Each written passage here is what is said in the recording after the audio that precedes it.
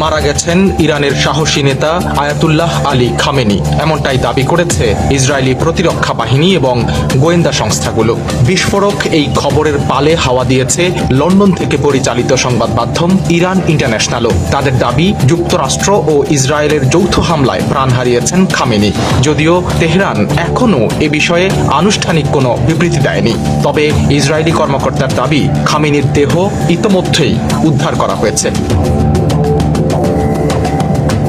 মূলত ২৮ ফেব্রুয়ারির ইসরায়েল ও আমেরিকার যৌথ অভিযানে কেঁপে উঠেছে ইরানের সামরিক স্থাপনাগুলো। বার্তা সংস্থা রয়টার্সের বরাতে বলা হয়, হামলায় খামেনির অবস্থান লক্ষ্য করে নিখুঁত নিশানায় মিসাইল ছোড়া হয়েছিল। ডোনাল্ড ট্রাম্পের কড়া বার্তা, এই হামলা ইরানিদের জন্য নতুন ভোরের সুযোগ করে দেবে। অন্যদিকে এর প্রতিক্রিয়ায় বাহরাইনের মানামা গালফ সহ স্টেটগুলোতে ড্রোন হামলা শুরু করেছে ইরান। চারদিকে এখন শুধুই আগুনের লেলিহান শিখা।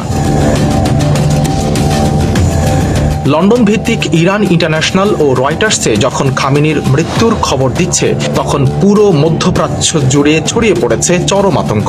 মধ্যপ্রাচ্যের এই রণক্ষেত্রে পরিস্থিতি প্রতি মুহূর্তে পাল্টাচ্ছে। খামেনির মৃত্যুর খবর যদি সত্য হয়, তবে পাল্টে যাবে গোটা বিশ্বের ভূ রাজনীতি। আর যদি এটি গুজব হয়, তবে ইরানের পরবর্তী পদক্ষেপ হবে আরও ভয়ঙ্কর।